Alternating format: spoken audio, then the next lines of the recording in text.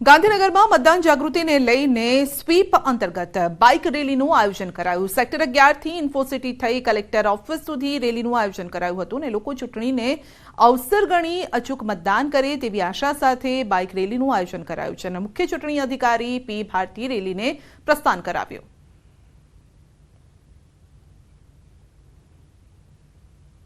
India biggest democracy है तो मे 7 रोज तमाम लोग खूब ज उत्साहથી વોટિંગ કરે અને લાસ્ટ ટાઈમ કરતા અને ઇન્ડિયાના નેશનલ કરતા પણ અમારા ગુજરાતના વોટર ટર્નઆઉટ વધે એ માટે દરેક ડિસ્ટ્રિક્ટમાં આ ટાઈપના રેલીઝ વોકથોન અલગ અલગ કાર્યક્રમ ઉજવાઈ રહે છે।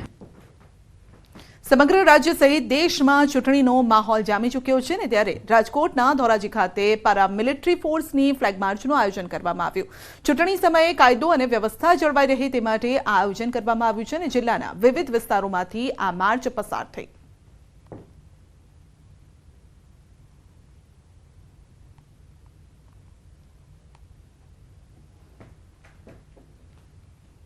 પાટણ લોકસભા ચૂંટણીનો માહોલ જામ્યો છે। મતદારોને આકર્ષવા કોંગ્રેસનો શાયરાના અંદાજ। પાટણ કોંગ્રેસ ઉમેદવાર ચંદનજીના સમર્થનમાં જોવા મળ્યો છે શાયરાના અંદાજ। તો ચૂંટણી પ્રચાર દરમિયાન કોંગી કાર્યકરે ચંદનજીના સમર્થનમાં શાયરી બોલી છે, સાંભળો। से खुशबू आ नहीं सकती कभी कागज के फूलों से, हमें चंदन सी जैसा एमपी मिल नहीं सकता इस दौर में। फूल हमें पसंद नहीं, कोटों में ममता नहीं, पसंद हमें पर्वते जो किसी को झुकते नहीं। इससे भी ज्यादा पसंद आई है कांग्रेस की संगठन शक्ति, कार्यकरों की हमदर्दी और चंदन सिंह के प्रति हम भाव जिसे तोड़ने की पर्वतों में भी क्षमता नहीं। બુલેટિનમાં આગળ વધીશું નાનકડા બ્રેક બાદ।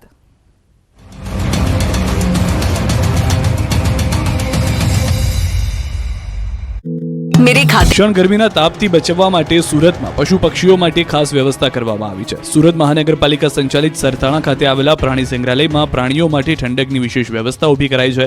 ગરમીની ઋતુમાં પ્રાણીઓ પણ હેરાન પરેશાન થઈ જતા હોય છે, જેને લઈને ડિહાઇડ્રેશનનો શિકાર બને છે। ત્યારે ઝૂ સંચાલકો દ્વારા આગામી 7મી મેના રોજ ગુજરાતમાં લોકસભાની ચૂંટણી માટે મતદાન યોજાશે। ચૂંટણીને લઈ રાજકીય પક્ષોએ જોરશોરથી પ્રચાર શરૂ કરી દીધો છે। ત્યારે રાજ્યના મુખ્યમંત્રી ભૂપેન્દ્ર પટેલ પણ પૂરજોશમાં પ્રચાર કરી રહ્યા છે।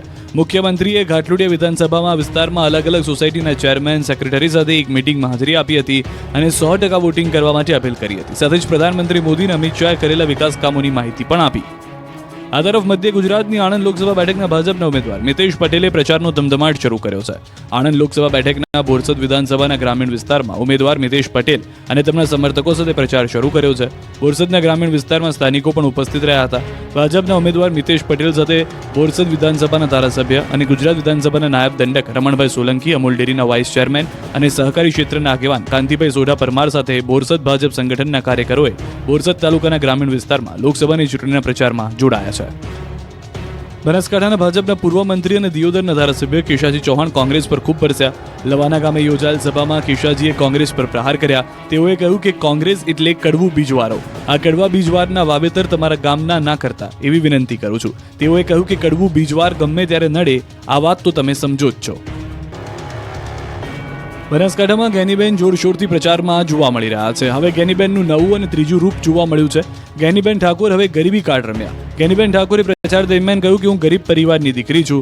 આ અગાઉ બનાસની દીકરી તરીકે પ્રચાર કર્યો, ત્યારે આ વખતે ગરીબ પરિવારનું લેવલ લગાવ્યું। ગેનીબેને પ્રચાર દરમિયાન કહ્યું કે હું ગરીબ પરિવારની દીકરી છું, પણ લોકશાહી ટકાવવા માટે એક પ્રણાલિકા છે। તંદુરસ્ત લોકશાહી ટકાવવા ઉદાહરણ પૂરું પાડીશ। ભાજપ ઉમેદવાર રેખાબેન ચૌધરીએ પણ બનાસની દીકરીનું સૂત્ર ઉચ્ચાર્યું હતું। છોટાઉદેપુર બેઠક પર નવોદિત ઉમેદવાર જશુ રાઠવા સામે કોંગ્રેસે પીઢ અને અનુભવી ઉમેદવાર સુખરામ રાઠવાને મેદાનમાં ઉતાર્યા છે, જેથી છોટાઉદેપુર બેઠક પર ખરી ટક્કર જોવા મળશે। ત્યારે નર્મદા રાજપીપળા ખાતે સુખરામ રાઠવા પ્રચારમાં લાગ્યા। સુખરામ રાઠવાએ કાર્યકરો અને હોદ્દેદારો સાથે બેઠક યોજી ભાજપ પર પ્રહાર કર્યા। તેમણે કહ્યું કે આદિવાસી વિસ્તારમાં ભાજપે કોઈ જ પ્રકારનો વિકાસ નથી કર્યો। કોંગ્રેસના દિગ્ગજો ભાજપમાં ભળી ગયા બાદ પણ સુખરામ રાઠવાએ જણાવ્યું કે કોંગ્રેસ પતિ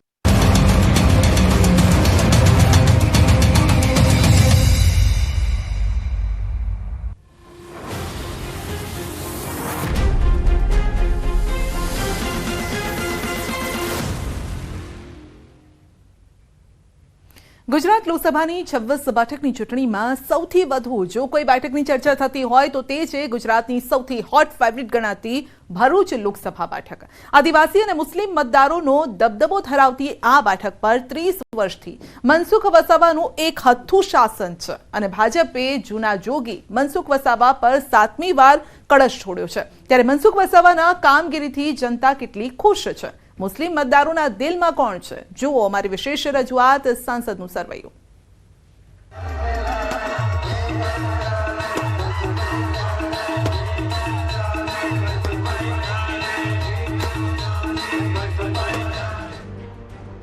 કંઈક આ પ્રકારના ગીતોથી જોરશોરથી પ્રચાર થઈ રહ્યો છે ગુજરાતની સૌથી ચર્ચિત અને આદિવાસીઓનો ગઢ ગણાતી ભરૂચ લોકસભા બેઠક પર।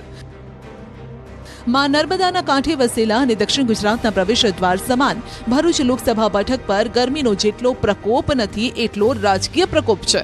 ગુજરાતની 26 લોકસભા બેઠક પૈકીની સૌથી વધુ કોઈ બેઠક પર ખરાખરીનો જંગ હોય તો તે છે ભરૂચ લોકસભા બેઠક। ઉદ્યોગોની હરણફાળ ભરી રહેલા આ વિસ્તારમાં 35 વર્ષથી ભાજપનો દબદબો છે, પણ આ વખતે ભાજપના આ ગઢમાં અહીંથી 6 ટર્મથી સાંસદ મનસુખ વસાવાને ડેડિયાપાડાના ધારાસભ્ય અને આપના નેતા ચૈતર વસાવાએ પડકાર ફેંક્યો છે। એટલે આ વખતે આદિવાસી વર્સિસ આદિવાસીનો જંગ જામ્યો છે। એક સમયે કોંગ્રેસના દિગ્ગજ નેતા અહેમદ પટેલનો ગઢ કહેવાતી આ બેઠક પર હવે મનસુખ વસાવા 30 વર્ષથી રાજ કરી રહ્યા છે। ભરૂચ લોકસભા બેઠક પર 1989 થી ભાજપનો દબદબો છે। 1989 થી 2019 સુધી ભાજપને ક્યારેય હાર નથી મળી। 2019માં ભાજપના મનસુખ વસાવાએ કોંગ્રેસના શેરખાન પઠાણને 3,34,214 મતથી માત આપી। ત્યારે આ વખતે કોંગ્રેસે પોતાનો ઉમેદવાર નહીં પરંતુ ઇન્ડિયા ગઠબંધનનો ચહેરો મેદાને ઉતાર્યો છે। 2024ના મહાસંગ્રામમાં ભાજપના મનસુખ વસાવા સામે ઇન્ડિયા ગઠબંધનથી ચૈતર વસાવા મેદાને છે, તો AIMIMએ અહીં ચૂંટણી લડવાની જાહેરાત કરી છે। એટલે ભરૂચમાં ત્રિપાંખીયો જંગ જામશે। આ વખતની લોકસભા ચૂંટણીમાં ભાજપ પોતાના અભેદ કિલ્લાને સુરક્ષિત રાખી શકશે કે પછી ચૈતર ભારે પડશે, તે જાણવા માટે ન્યૂઝ 18 ગુજરાતીની ટીમ ગ્રાઉન્ડ ઝીરો પર પહોંચી। ટેક્સટાઇલથી લઈ ડેરી અને કેમિકલ પ્લાન્ટનું હબ કહેવાતા ભરૂચના વિવિધ વિસ્તારમાં અમારી ટીમે ફરી મતદારો પાસેથી પોતાનો મત જાણવાનો પ્રયત્ન કર્યો, તો જાણવા મળ્યું કે ભાજપના વિકાસના દાવા વચ્ચે હજુ પણ અનેક સમસ્યા છે જેના ઉકેલની લોકો માંગ કરી રહ્યા છે। આજે પણ ભરૂચ બેઠકના સ્થાનિકો અનેક સમસ્યાઓ વચ્ચે પોતાની જિંદગી પસાર કરી રહ્યા છે। પશ્ચિમ વિસ્તારમાં હજુ પણ કોઈ કામગીરી નથી જોવા મળતી। એશિયાની સૌથી મોટી ઔદ્યોગિક વસાહત કહેવામાં આવે છે, પરંતુ આજે પણ આ લોકસભા વિસ્તારમાં લોકોને પૂરતી રોજગારી નથી મળતી। છેલ્લા 6 ટર્મથી મનસુખભાઈ સંસદ હોય તો ભરૂચમાં એમણે કરેલા એક કામ મને ખાલી બતાવે તો કાલે મનસુખભાઈને મારે પુષ્પગુચ્છ અને હાર પહેરાવવાનો, છતાં પણ આ ભરૂચની પબ્લિક બહુ સહનશીલ છે। વારંવાર આટલું બધું દુઃખ સહન કર્યા છતાં બી એન કેન પ્રકારે ભાજપને મત આપે છે, પણ હવે પ્રજા બહુ જાગૃત છે ને જાકારો 100% મળવાનો છે। परेशानी सबसे ज्यादा ये है कि इंसान पेट भर के नहीं खा सकता। विकास करना है तो आम इंसान को ढूंढो, उसको नौकरियां दो। उसको बेरोजगारी है या धंधे वाले नहीं है तो उसको धंधे पे लगाओ, उसको सही तरीके से आओ ऊपर लाने की कोशिश करो। ये हमारी मांग है, ताकि गरीब से गरीब 2 रुपया कमाएगा तो जनरल में खर्चा करेगा। બીજી તરફ અમને ઘણા એવા પણ લોકો મળ્યા જેઓ સાંસદ મનસુખ વસાવાની કામગીરીથી ખુશ છે। મુસ્લિમ મતદારોના મનની વાત પણ જાણી તો તેઓ પણ ભાજપની કામગીરીથી ખુશ જણાયા। ભરૂચમાં અમને લગભગ 48 યર્સ થયા છે અને અમે અત્યાર સુધી જોયું છે અમને વિકાસ દેખાય છે કે વિકાસ સારો થયો છે। મોદી સરકારના શાસનમાં મતલબ સારો વિકાસ છે। ના સારું, પહેલા કરતા બી થોડું બદલાવ છે આમાં।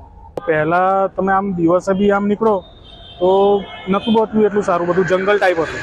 અત્યારે તમે જો ડેવલપમેન્ટ ખાસું બધું થઈ ગયું છે અને સુવિધા બી સારી કરી દીધી છે। જગ્યાએ શોરૂમ છે, હોસ્પિટલ્સ છે, લોકોને નોકરી સારી મળી ગઈ છે, તો અત્યારે લોકોને કોઈ પ્રોબ્લેમ બી નથી। તો કામો તો સાહેબ છે જ નથી।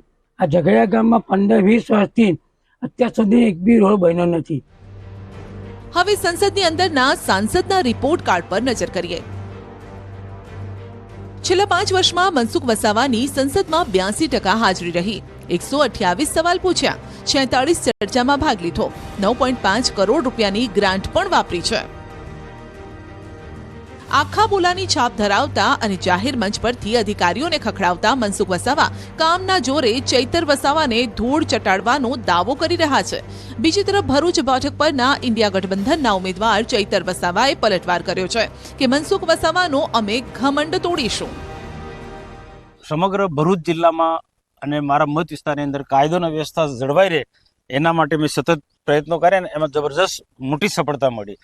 ઔદ્યોગિક ક્ષેત્ર છે ભરૂચ જિલ્લો, દહેજ, પાનોલીથી માંડીને અંકલેશ્વર જીઆઈડીસી, ઝઘડિયા જીઆઈડીસી, આ બધામાં જે પહેલાં જે તોફાની તત્વો હતા અને ઉદ્યોગો લોકોને રંજાડતા હતા એમને પણ કાયદાને ધ્યાનમાં રાખીને આવા તત્વોને અમે દબાયા અને આજે ઉદ્યોગો ખૂબ સરળતાથી ભરૂચ જિલ્લાની અંદર ચાલી રહ્યા છે. હું ચોક્કસ માનું છું કે સ્લમ એરિયાની અંદર કેટલાક પ્રશ્નો એ છે પણ એ આવનારા દિવસોની અંદર ભરૂચને મહાનગરપાલિકા બનાવવા તરફ જઈ રહ્યા છે. તો આવા બધા પ્રશ્નો સોલ્વ થઈ જશે અને ભાંગ્યું ભરૂચ એમ કહેવાતું હતું એ કહેવતને અમે ભૂંસી નાખી. આજે ભૃગુ ઋષિનો ભરૂચ કહેવાય છે અને વડીલ પણ થયા છે. આગળ પણ રાજીનામું આપ્યું હતું ત્યારે મનસુખ દાદાને આ વખતે પણ અમે લોકો બધા સાથે મળીને આરામ આપવા માંગીએ છીએ. અને તમે જોઈ શકો છો 5 લાખની લીડ અને એ પણ રમતા કેટલો બધો અહમ અને ઘમંડ છે. એક બાજુ નર્મદાના પૂરમાં લાખો લોકોના ઘરો ખલાસ થઈ ગયા, ઘરવકરી ખલાસ થઈ ગઈ, એમને વળતર તમે નથી અપાઈ શક્યા. આ વિસ્તારોમાં શિક્ષકો નથી, શાળાઓના ઓરડાઓ નથી, આશ્રમ શાળાઓમાં જર્જરિત મકાનો છે તે તમે ન્યાય નથી અપાઈ શકતા, યુવાનોને રોજગાર તમે અપાવી નથી શકતા. પણ આ એમનો અહમ છે, ઘમંડ છે, જે આ વખતે અમે બધા સાથે રહીને તોડીશું અને અમે 50,000ની લીડથી અમે જીતવાના છે. હવે ભરૂચનું સામાજિક સમીકરણ પણ સમજી લઈએ. એશિયાની સૌથી મોટી ઔદ્યોગિક વસાહત ધરાવતી આ બેઠક પર જ્ઞાતિ સમીકરણની વાત કરીએ તો કુલ 17,13,731 મતદારો છે, જેમાંથી પુરુષ મતદારોની સંખ્યા 8,72,841 છે, જ્યારે કે મહિલા મતદારોની સંખ્યા 8,40,807 છે અને અન્ય 83 મતદાર છે. આદિવાસી અને મુસ્લિમ બહુમત ધરાવતી આ બેઠક પર 66% હિન્દુ વસ્તી છે, 32% મુસ્લિમોની વસ્તી છે. ભરૂચમાં 18% એસટી, 5% એસસીની વસ્તી છે. ભરૂચ લોકસભાની અંદર વડોદરાની 1, નર્મદાની 1, ભરૂચની 5 વિધાનસભા બેઠક આવે છે. 7માંથી 6 બેઠક ભાજપે કબજે કરી છે. કોંગ્રેસનો સફાયો થયો છે અને ડેડિયાપાડામાં જ આપના ઉમેદવાર જીત્યા છે. ભરૂચ લોકસભામાં કરજણ, ડેડિયાપાડા, જંબુસર, વાગરા, ઝઘડિયા, ભરૂચ અને અંકલેશ્વરનો સમાવેશ થાય છે. બીજી તરફ કોંગ્રેસ મોટાભાગે મુસ્લિમ મતદારો મેદાનમાં ઉતારતો આવ્યું છે, પરંતુ દેશની રાજનીતિના સૌથી મોટા અજ્ઞાત યોદ્ધા ગણાતા સ્વર્ગસ્થ અહેમદ પટેલના પરિવારને સાઇડલાઇન કરી કોંગ્રેસે ગઠબંધન ધર્મ નિભાવ્યો. ઉપરથી અહીં AIMIM મેદાને ઉતરશે તો મુસ્લિમોના મતોનું ધ્રુવીકરણ થશે, જેનો સીધો લાભ ભાજપને મળશે. એટલે ભાજપના જૂના જોગી મનસુખ વસાવાને હરાવવા ચૈતર વસાવા માટે લોઢાના ચણા ચાવવા સમાન છે.